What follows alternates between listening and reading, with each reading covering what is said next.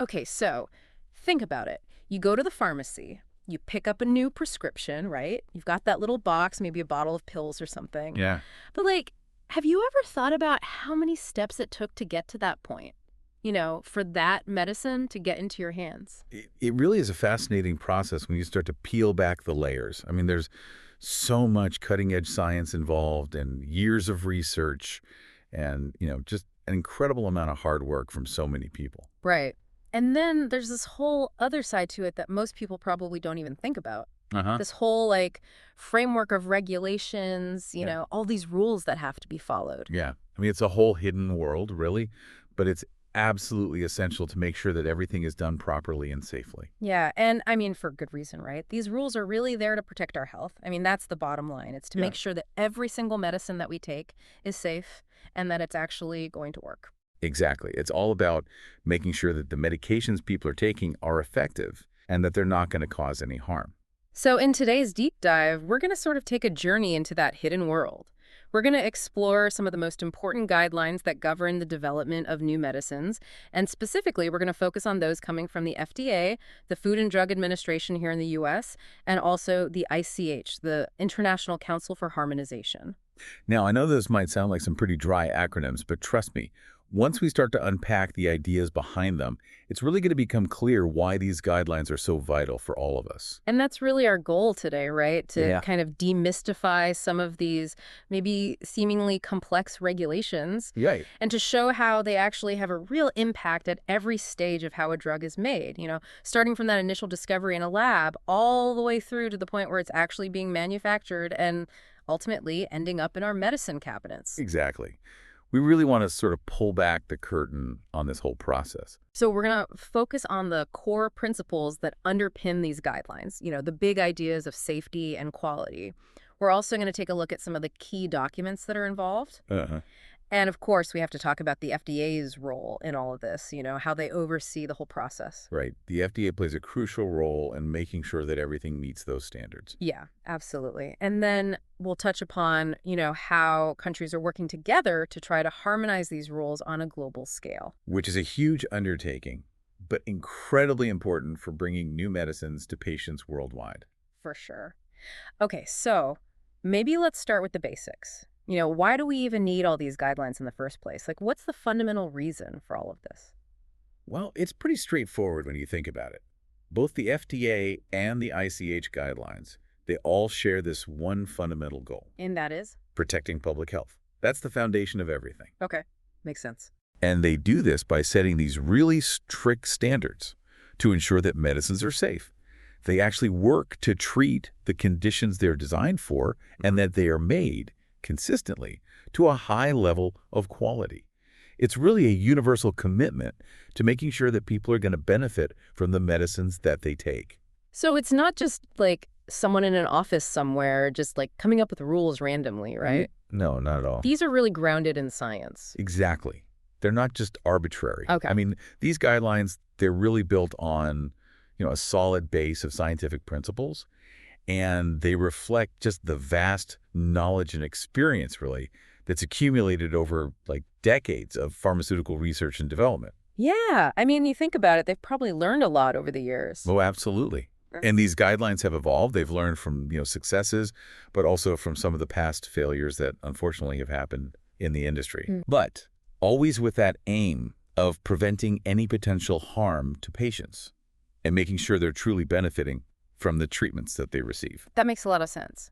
Okay, so now let's talk about kind of the key players here. Okay. We've mentioned the FDA and the ICH. Can you give us just a little bit more background on sort of who they are and what their specific roles are? Yeah, so the FDA, like you said, is the regulatory authority here in the United States. It's Yeah. a government agency, and they have a lot of responsibilities. I mean, I think about food, cosmetics, tobacco.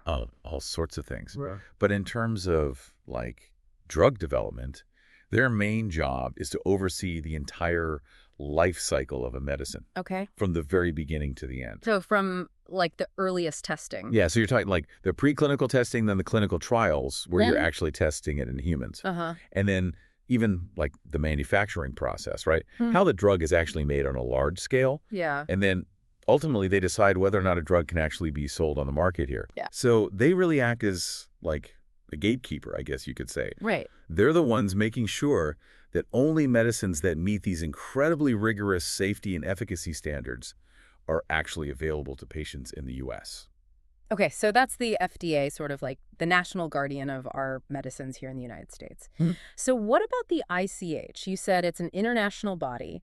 How does that fit into the global picture? Okay, so the ICH stands for the International Council for Harmonization of Technical Requirements for Pharmaceuticals for Human Use. Wow, a mouthful. It is a mouthful, but it's a really, really important organization. What they do is bring together regulatory authorities, so like, the FDA, but from different countries, right? Right. And also the pharmaceutical industry from all over the world. Mm-hmm. So you've got the US, Europe, Japan, and others all coming together. Okay. And their main goal is to try to harmonize the technical requirements for pharmaceutical products. So harmonize, what does that mean, practically speaking? Well, basically it means they're trying to create like a more consistent set of guidelines that everybody can follow. Hmm. So for example, they work on things like, what kind of testing do we need to do to prove that a Yeah. drug is safe? Fair. What are the standards for its quality? And what kind of evidence do we need to show that it actually works? Right. Makes sense. And the idea is that if we can all sort of get on the same page with this, if we can have these common standards, then it can really reduce a lot of unnecessary duplication of effort, Right. right? Because otherwise, you could have companies doing one set of tests for the U.S., another set for Europe, another set for, wherever else. Right. So the idea is to streamline that, make it more efficient on a global scale. And I guess ultimately, if it's more efficient, that could potentially mean getting new medicines to patients more quickly. Exactly. I mean, if pharmaceutical companies don't have to jump through a million different hoops in each country, then theoretically they can develop and, make those new medicines available to patients all over the world much faster. So it's really about making the international process more efficient, but without cutting any corners when it comes to safety or quality, right? Yeah, absolutely. It's finding that balance, right? Mm. You want to make sure that the process is streamlined and efficient, but of course, never at the expense of patient safety. Yeah, that's a really important point. Okay, so I think now we've got a good sort of overview of kind of the why behind these guidelines and who the major players are. Let's get into some of the specifics, starting with safety. So what are some of the key safety requirements that the FDA and the ICH focus on? Well, I think it goes without saying that safety is like the top priority, right? Yes. I mean, it's absolutely paramount, and it's addressed right from the very beginning of drug development. I mean, before a drug is ever given to a human, even before it goes into clinical trials, it goes through a ton of testing, Right. and that's called preclinical study. Preclinical, so before the clinical. Before it gets anywhere near humans, Okay. right? And these preclinical studies are just crucial. I mean, they're really the foundation for understanding how safe a drug might be. And so what kinds of studies are we talking about here? Is this all like happening in a lab?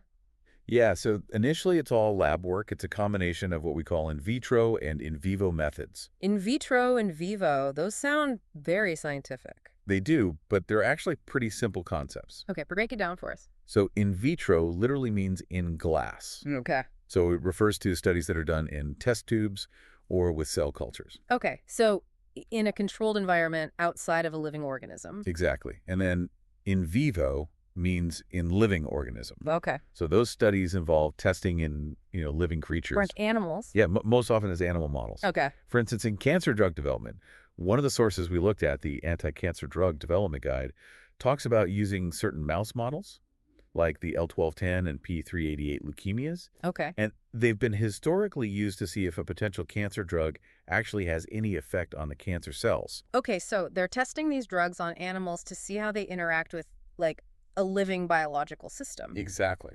So what are they looking for? What kind of information are they trying to get from these preclinical studies? Well, they're looking for a whole range of potential safety issues, Okay. and they're trying to understand how the drug is absorbed into the body. Where does it go once it's in the body? What we call its distribution. How does the body break it down, its metabolism? And then how does the body get rid of it?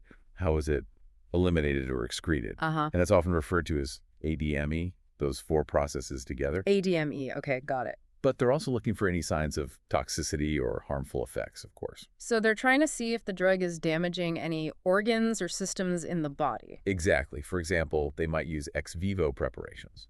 Ex vivo. Now there's another one. Okay, so ex vivo means like they take tissues or organs out of an animal, right? Okay. And they study them in a lab setting. So they're outside of the body, but they're still like living tissues. Okay. So for example, they might use like perfused guinea pig hearts Okay. to see if a drug might cause this heart rhythm problem called QT prolongation.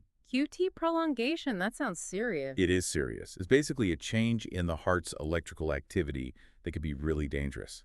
But one thing that's important to note here is that sometimes the concentrations of the drug that are needed to see these effects in these models, they might not actually reflect the levels that a patient would experience in their body. So it might not be a realistic scenario. Exactly. So that's something that scientists always have to consider when they're interpreting the results of these preclinical studies. Just because something happens in a lab dish at a really high concentration doesn't necessarily mean it's going to be a problem for a patient. Right, because the dose that someone would actually take is probably much lower. Yeah, that's the key. So we have to be careful about drawing conclusions from these early studies. It's all part of the process, but it's not the whole picture. Makes sense. Okay, so what happens after these initial preclinical studies? What's the next step in figuring out if a drug is safe? So the next step is to do more in-depth studies called toxicology studies. Okay. And these are specifically designed to really try to identify any potential adverse effects that the drug might have Okay. and to figure out what doses would be safe to use when they actually start testing the drug in humans. So they're still working with animals at this point. Yeah, typically. Okay. And they're looking at how the drug affects different organs and systems in the body, over different periods of time Okay. and a range of doses. Because that's important, right? To see how the effects change as the dose increases. Makes sense. So they're really trying to understand the full spectrum of potential ways a drug could be harmful. That's the goal. And a really critical part of ensuring safety is understanding how the body actually processes the drug, what we call as metabolism. Because it's really important to know if the drug might interact in a dangerous way with other medications that a patient might be taking. Right. Drug interactions. Exactly. And this is a big one. Yeah. You can have two drugs that seem perfectly safe when they're taken on their own, but if you take them together, they can interact and cause all sorts of problems. So that's something that they have to study very carefully. Absolutely. Yeah. There's a book called Drug Interactions in Pharmaceutical Development, and it really emphasizes just how critical it is to understand these interactions. Yeah. And they actually give this really interesting example. Okay. This interaction between gemfibrozil, which is a cholesterol-lowering drug, and repaglinide, which is a diabetes medication. Okay. And when you take these two drugs together, the effect on blood sugar levels was much stronger than expected, just based on how each drug worked individually. So the combination was much more potent than either drug on its own. Yeah. And it really highlighted how important it is to investigate these mechanisms very, very thoroughly. And luckily now, we've got these in vitro approaches, so these lab-based studies that are actually designed to try to predict these potential drug interactions before they even happen in people. Oh, wow. So they're trying to anticipate these interactions in the lab to prevent them from happening out in the real world. That's the goal. It's all about trying to be proactive. That's really amazing. It seems like there are a lot of checks and balances in place to make sure that a drug is going to be safe before it even gets to the point of being tested in people. Yeah, absolutely. There are a lot of steps involved, and it's a very rigorous process.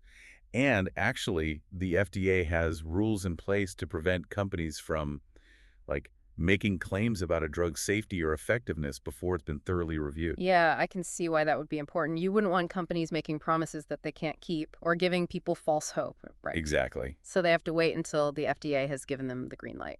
Yeah, and there's actually a book that we looked at called FDA Regulatory Affairs, and it mentions specifically that you can't promote an investigational drug as safe or effective before it's gone through the whole FDA review process.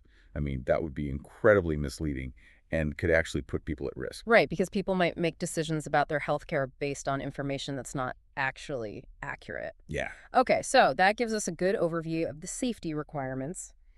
Let's switch gears now and talk about quality. What are some of the main aspects of quality that these guidelines address? Okay, so when we talk about quality in pharmaceutical development, it's all about consistency. Okay. It's about making sure that every single batch of a drug is manufactured to meet this very specific set of standards. Okay. And it's also about making absolutely sure that it's free from any kind of contamination. Of course, that's super important. Yeah. And a really important part of this is what we call good manufacturing practices, or GMP. GMP. Yep. I'm sure you've heard that term before. Yeah, definitely. I've seen it on like drug labels and stuff, but I'm not really sure what it actually entails. Right. Well, GMP is basically this whole system of regulations and guidelines that cover every single aspect of the manufacturing process. Wow. It's really comprehensive. Okay. It covers like everything from the raw materials that are used to make the drug to the facilities and equipment that are involved, even to the training of the people who work in those facilities. So everyone involved has to be properly trained. Yeah, absolutely. Everyone has to know exactly what they're doing. And it's all about having these very, very detailed procedures written down and documented Okay. to ensure that both the active ingredient in the medicine, what we call the API or active pharmaceutical ingredient, Okay. and the final drug product that patients receive are both of the highest possible quality. So it's like a really, really detailed instruction manual for how to make drugs correctly. That's a great way to put it. Okay, can you give us some specific examples of what GMP looks like in practice? Absolutely. So for instance, one thing that GMP requires is very detailed written procedures for how to clean and sanitize all of the equipment that's used in manufacturing. Okay. And even for the cleaning agents themselves, the chemicals that they use to clean the equipment. So it's not just wiping things down with a wet rag. No, it's much more specific than that.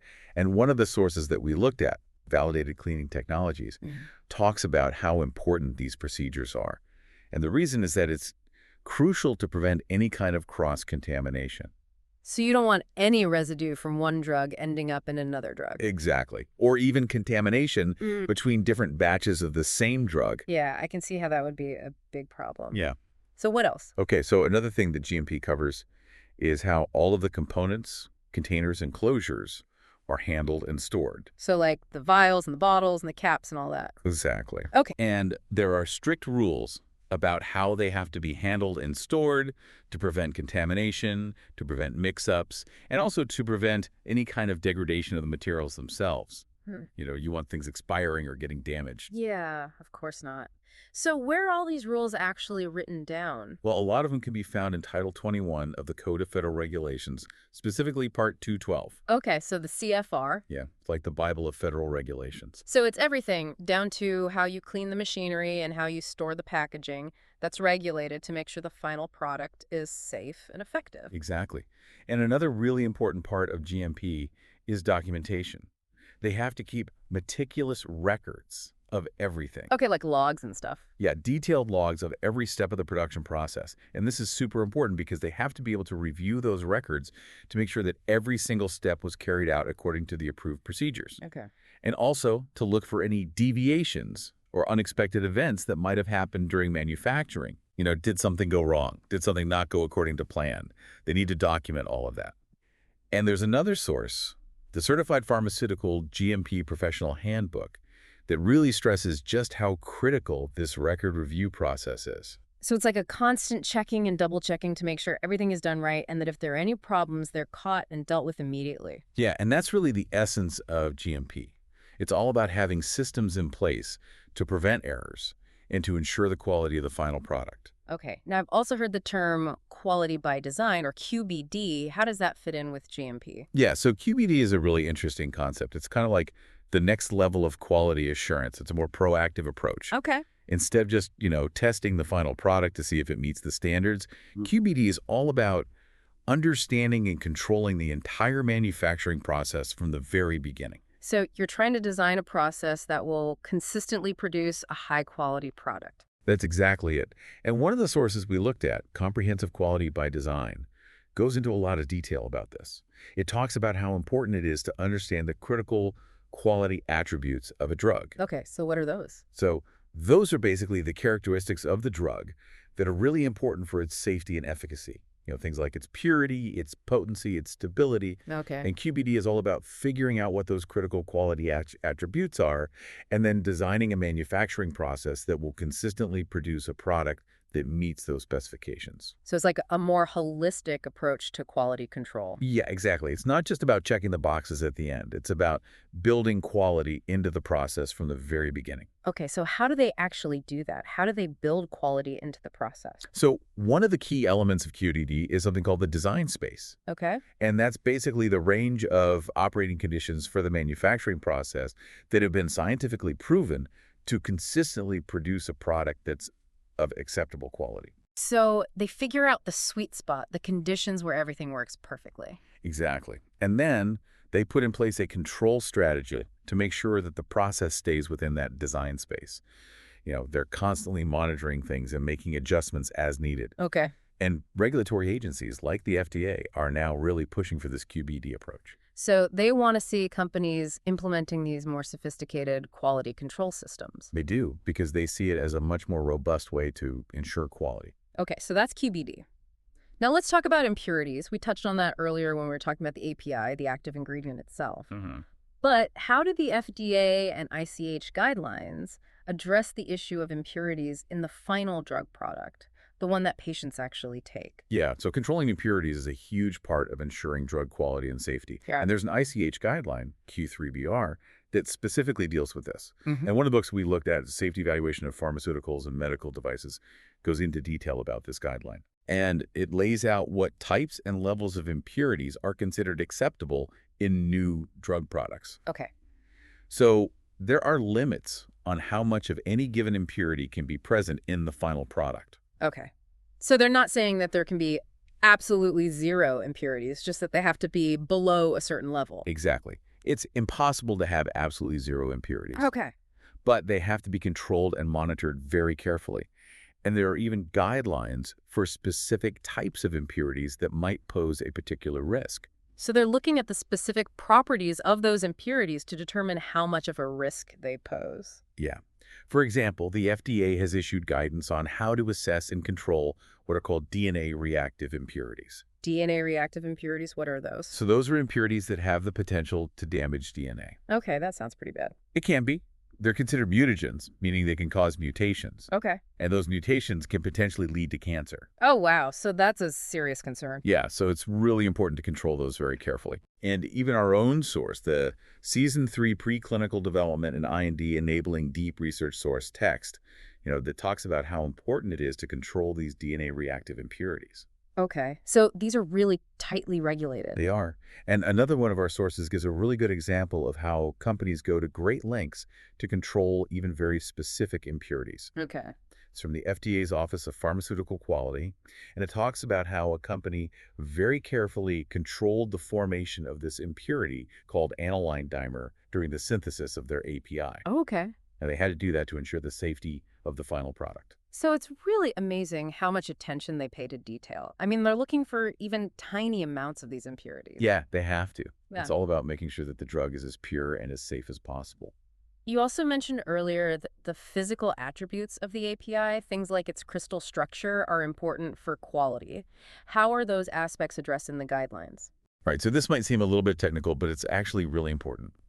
So the physical form of the API can actually have a big impact on how the final drug product performs in the body. Okay.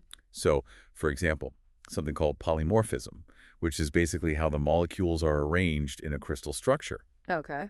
That can actually affect things like how soluble the drug is, how stable it is, and even how well it can be processed during manufacturing. Wow. So it's not just the chemical formula of the drug, it's how the molecules are actually arranged that matters. Exactly. And there's another source that we looked at, Season 6 Drug Manufacturing and Process Development Transcripts. And it talks about how process chemists really have to control the specific solid form of the API. Okay. Because they need to make sure that it's consistent and that they can reproduce it reliably on a large scale. So it's the same every time. Right. Consistency is key. Yeah. And they actually give an example from the FDA's Office of Pharmaceutical Quality, where controlling the solvent form during the crystallization process led to a much better yield and purity of the API. So they tweaked the process to make the API better. Exactly. They figured out a way to make it more pure and to get more of it from the same starting materials. That's really cool. It seems like they're constantly trying to optimize these processes to make the drugs as good as they can be. Okay, so we've covered a lot about safety and quality. Now, how does the FDA actually get involved in this whole process? It's not like they just show up at the end and say, okay, thumbs up or thumbs down. Oh, no, not at all. They're involved from the very beginning. Okay. The companies that are developing the drugs, they're called sponsors. Okay. And they interact with the FDA throughout the entire process. Okay. There are all sorts of meetings that they have, both formal and informal, where they discuss their development plans. They can ask specific questions, get feedback from the FDA, get guidance on their regulatory strategy. So it's really a back and forth conversation between the people developing the drug and the FDA. Exactly. It's a dialogue. And those interactions can be incredibly valuable, because they can help to avoid any surprises down the road. Okay. For example, a company might have a pre-IND meeting before they even submit their investigational new drug application. Okay. And they'll talk about their preclinical data and their plans for clinical trials. So they're getting feedback before they even officially submit their application. Yeah, they're trying to make sure that they're on the right track. Okay. So those early interactions with the FDA are really important. Makes sense. And then, of course, there's also the whole manufacturing side of things. I would imagine the FDA plays a big role in that as well. Yeah, huge. So the FDA has the authority to inspect manufacturing facilities, to do audits. Okay. And they can do this both before a drug is approved and also periodically after it's already on the market. Okay. And the whole point of these audits is to make sure that the facilities are following those GMP regulations that we talked about earlier. Okay, so they're checking to see if the companies are actually doing what they said they were going to do. Exactly. And they're making sure that they're consistently producing high-quality products. Okay, so it's not just about, doing things right at the beginning, but it's about maintaining those standards over time. Yeah, it's an ongoing process. Yeah, let's talk about the actual applications that the companies have to submit to the FDA. What are the key regulatory documents in the drug development process? Okay, so the first big hurdle is the IND, the Investigational New Drug Application. Okay. And this is what they have to submit before they can even start testing the drug in humans. Okay. And the IND includes a ton of information, all the preclinical safety data, detailed plans for the clinical trials, and then this whole section on chemistry, manufacturing, and controls, what they call CMC. CMC. And one of our sources, the Season 3 Preclinical Development and IND Enabling Deep Research Source text, talks about how important the CMC section of the IND is. Okay. And basically, they have to provide the FDA with assurance that they can actually make the drug consistently and to a high enough quality standard. Okay, so it's not just about having a recipe in a lab notebook. They have to show that they can actually scale up the process. Exactly. Okay. And they call it phase appropriate, meaning that the level of detail that's required in the IND actually increases as the drug moves through the different phases of clinical trials. So in the early phases, when they're just starting to test the drug in a small number of people, they don't need as much information as they do later on when they're doing larger trials. Yeah, exactly. It's kind of a tiered approach. Okay. So the IND is basically asking permission to start testing the drug in people and showing the FDA that it's safe enough for those initial studies and that they can actually make it to a decent standard. That's a good summary. And then once the clinical trials are completed, assuming everything goes well,